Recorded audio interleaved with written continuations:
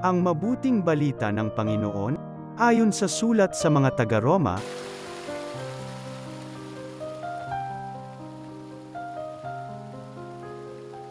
Mga kapatid, saksi ko si Kristo na katotohanan ang sinasabi ko, hindi ako nagsisinungaling.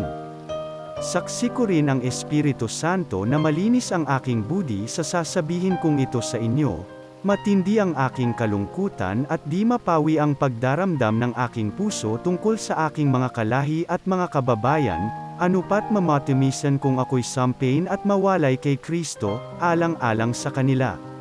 Sila'y mga Israelita at itinuring ng Diyos na mga anak niya. Nakita nila ang maliwanag na tanda na nagpapakilalang siya'y kasama nila. Sa kanila nakipagtipan ang Diyos, sa kanila rin ibinigay ang kautusan, ang tunay na pagsamba, at ang mga pangako. Sila'y nagmula sa mga patriyarka, at sa kanilang lahi nagmula ang Kristo nang siya'y maging tao, Diyos na kataas-taasan, na pinapupurihan magpakailanman. Amen. Ang mabuting balita ng Panginoon.